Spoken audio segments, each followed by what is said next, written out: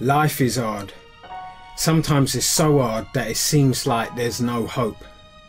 But there's a place called heaven where everything is just right.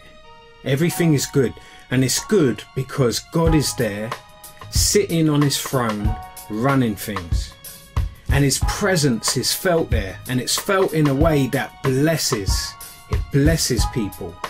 And the Bible teaches that one day heaven is going to come down to earth, and God is going to live on the earth with his people, and he's going to reign from his throne, and he's going to run things, and everything is going to be just right. He will live with his people, and he will be their God. And it says there will be no more crying, no more pain, no more death, because the King would have come back. It's a bit like in school when in the classroom the teacher goes out the room and then there's just chaos in the classroom. And then when the teacher comes back, if it's a good teacher, then there's no more chaos because the teacher brings order into the room.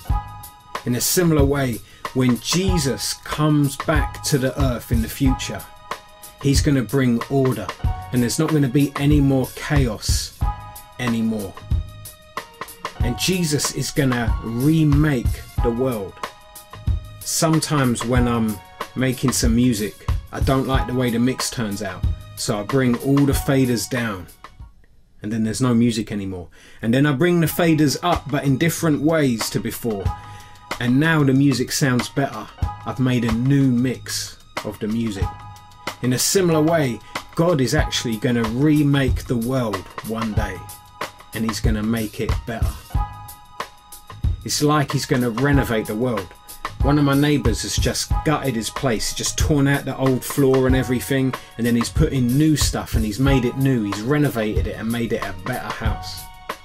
In a similar way, God one day is going to renovate the world, and he's going to take all the bad stuff out and he's going to make it new, and it's going to be a good place to live where there's no more sickness, no more cancer, no more death.